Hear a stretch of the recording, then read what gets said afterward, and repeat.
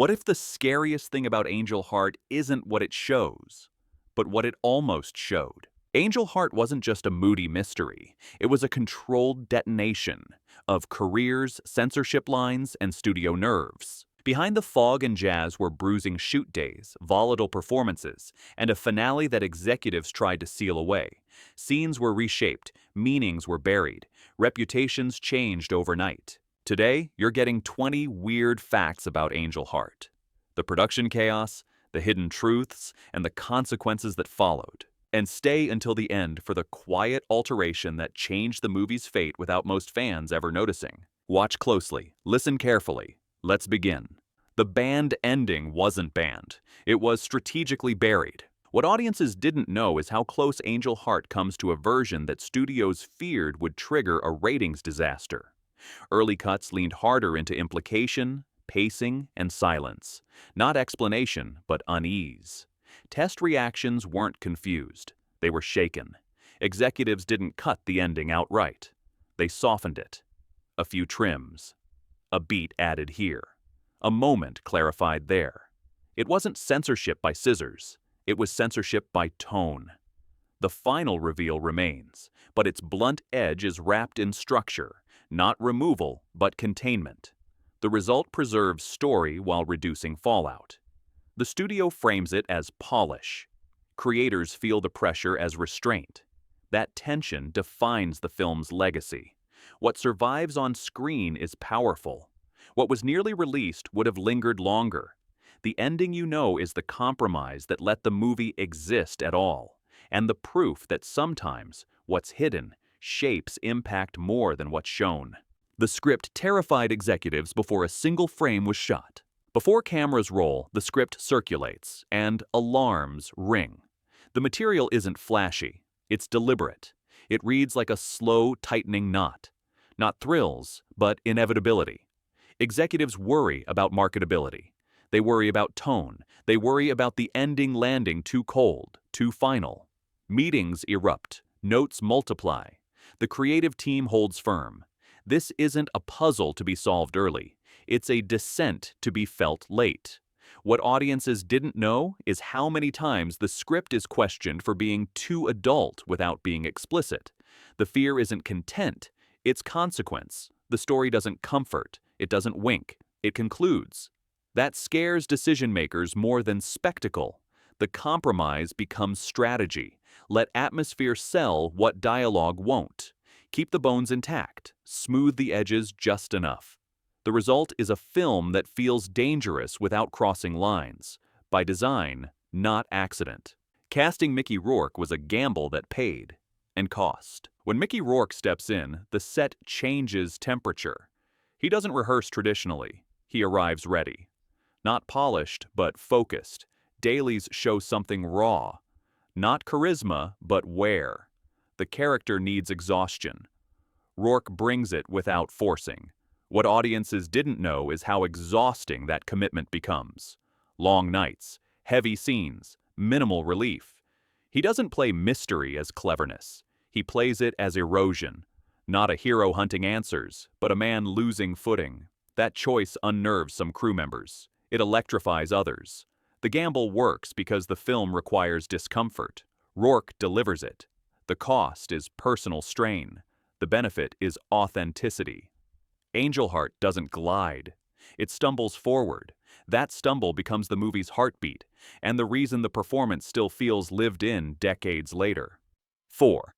Robert De Niro builds menace by doing almost nothing. Robert De Niro doesn't shout. He doesn't rush. He doesn't dominate scenes with volume. He sits. He waits. He watches.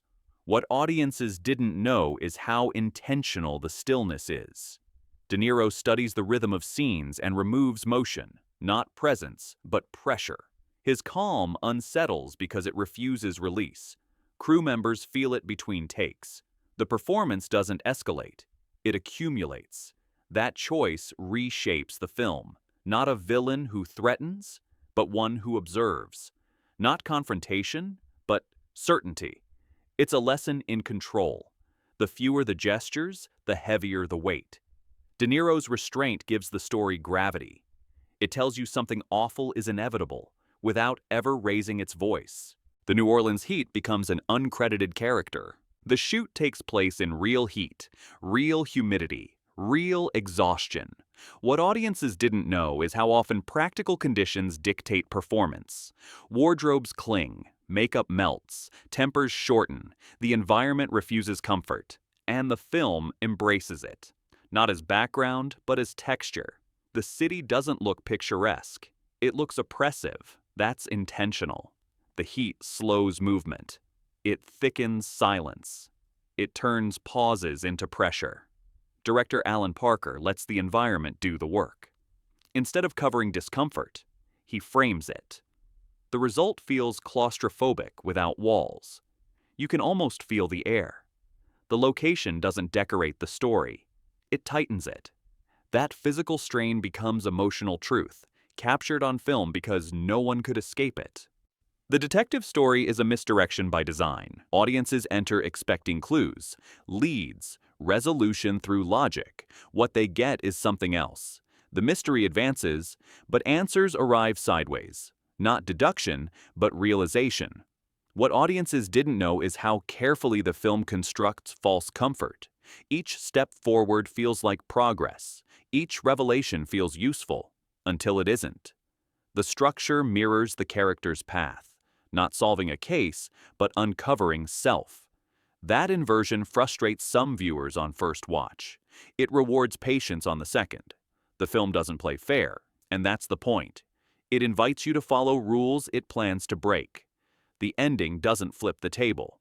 It reveals the table was never stable.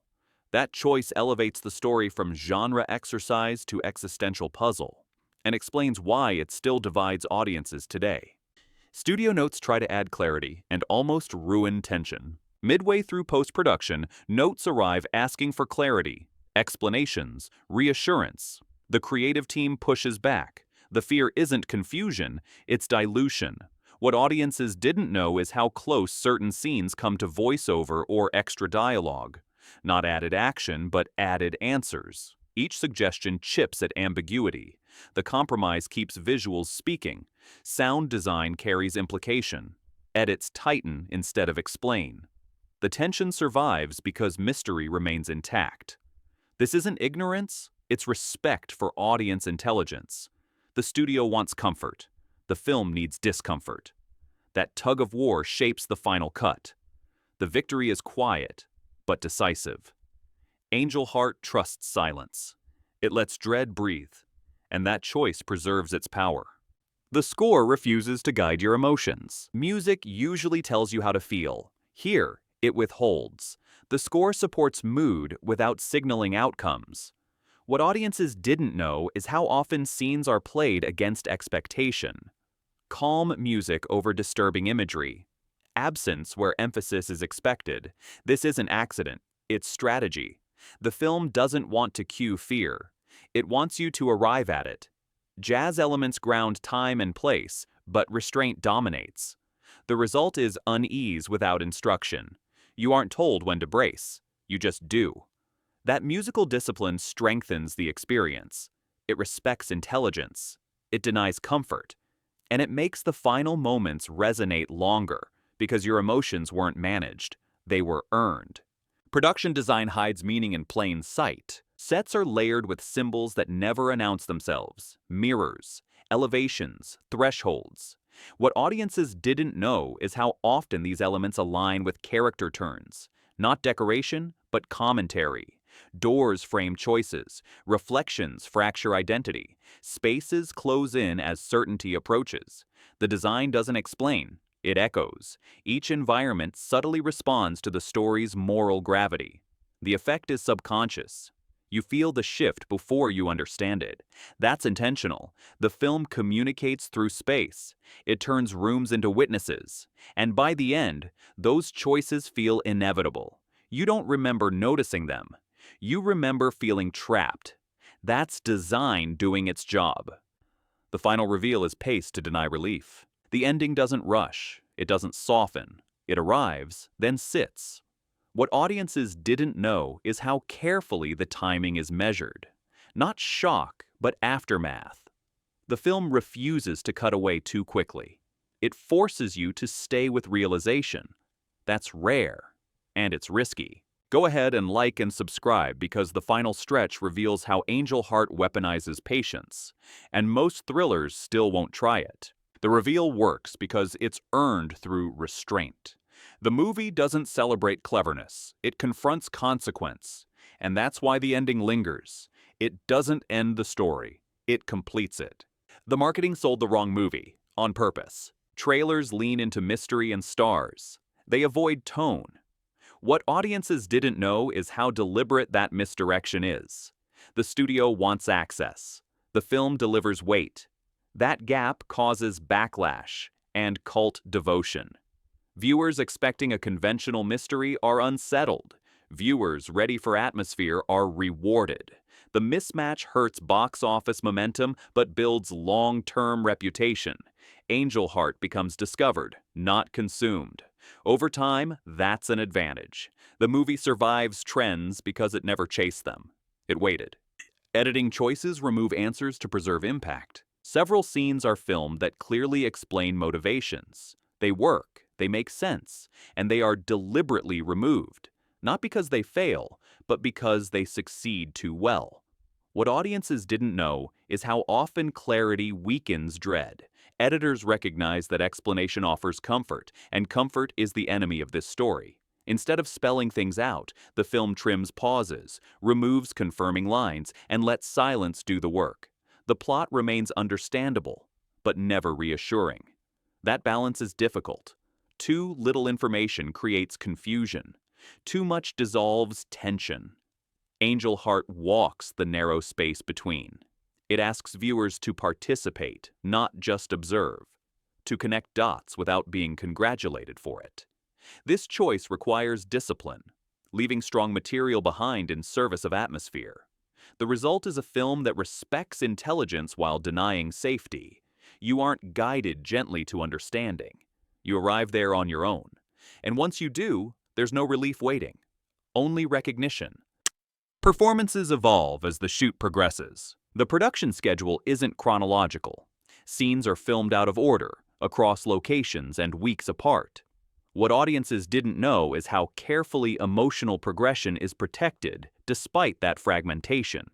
The director tracks performance like a slow burn, adjusting the shooting order to prevent emotional shortcuts.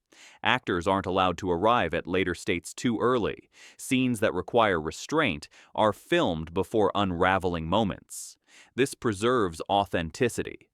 The character doesn't snap suddenly, he erodes. The performance reflects accumulation, not reaction.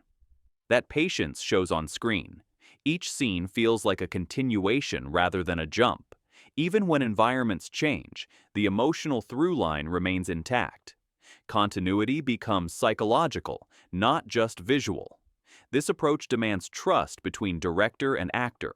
It also demands restraint, resisting the urge to push intensity prematurely. The payoff is gradual collapse that feels earned. Nothing feels forced, nothing feels rushed.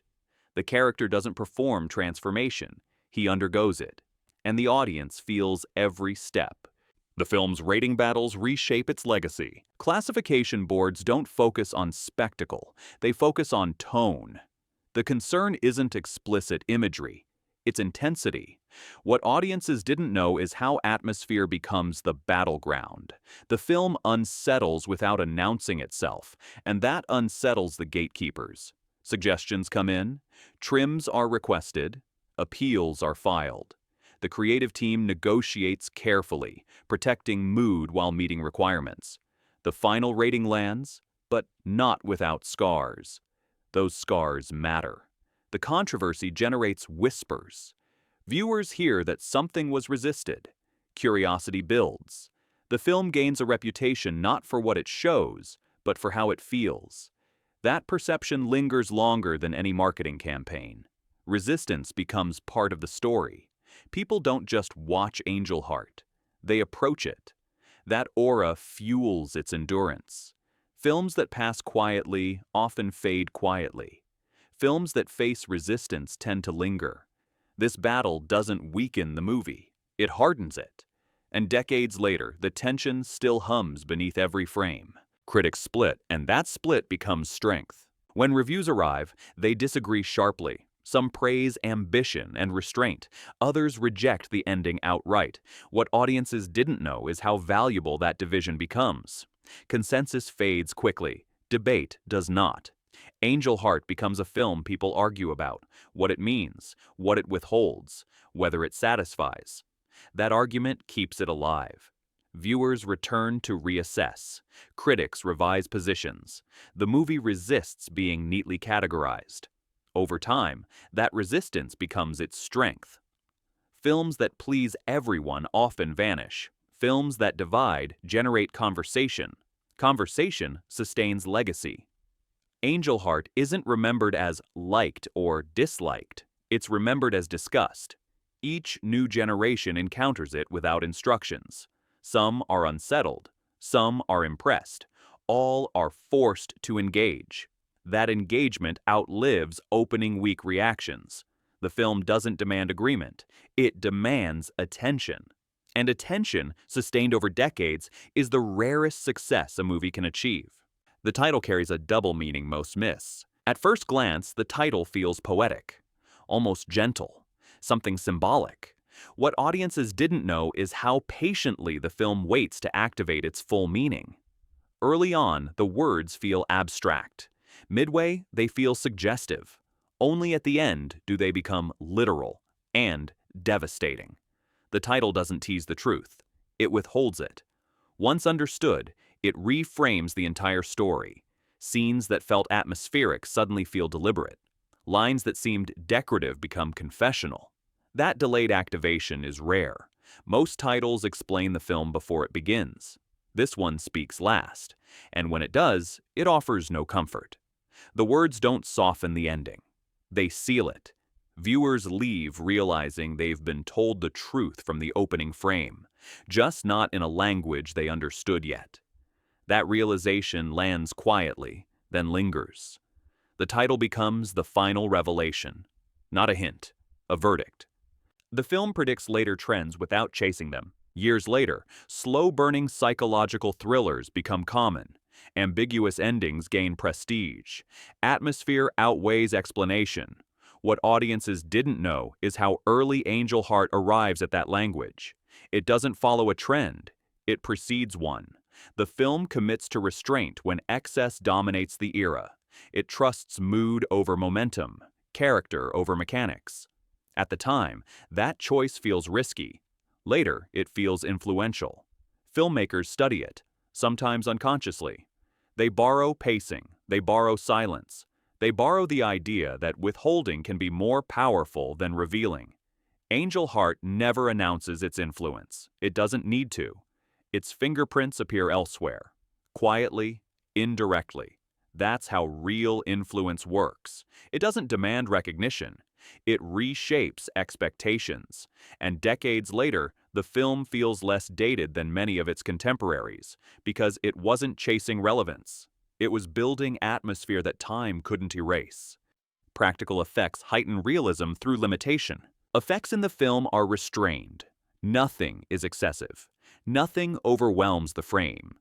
What audiences didn't know is how intentional that limitation is. Instead of spectacle, the film chooses suggestion. Instead of showing everything, it lets imagination finish the work. That choice amplifies impact. When visuals don't explain themselves, viewers lean in. They fill gaps with personal fear. The result feels more intimate and more unsettling. Practical techniques anchor the story in physical reality. Nothing feels artificial or detached. The world feels lived in, heavy, unavoidable. The film understands a crucial principle. Fear grows in silence, not noise. By refusing to overwhelm, it invites participation. You aren't watching effects happen. You're experiencing implication. That subtlety holds up over time. As styles change, restraint remains effective. The film doesn't age into spectacle fatigue. It stays grounded. And grounded fear is always harder to shake. The ending changes how earlier scenes read. On a second viewing, the film transforms. Lines that once felt casual become loaded. Pauses stretch longer. Glances carry intent. What audiences didn't know is how meticulously these seeds are planted. Nothing is accidental. The story plays fair, but it does not forgive inattention. The ending doesn't contradict what came before. It clarifies it. Every scene has been telling the truth all along, just not loudly. That design rewards rewatching. Each return deepens understanding rather than diminishing mystery. The film doesn't collapse once you know the ending. It tightens. Details align. Patterns emerge. The experience shifts from surprise to inevitability. That's rare. Many films rely on shock once. Angel Heart relies on structure forever. The realization doesn't feel like a trick. It feels like recognition. And recognition lingers longer than surprise. That's why the film grows stronger with time instead of fading. The quiet alteration that changed everything. A single reaction shot exists longer in early cuts, just seconds more. What audiences didn't know is how much those seconds matter. In the final version, the shot is shortened, surgically, not removed, reduced. That reduction eliminates relief. Without it, the ending offers no emotional exit, no softening, no escape. The viewer is left inside the consequence. The decision isn't dramatic, it's precise. Editors recognize that even a brief moment of release would change how the ending lands. So it's taken away. The film doesn't end with understanding, it ends with finality. That choice defines the experience. The story doesn't comfort you once the truth is known. It closes the door and leaves you there.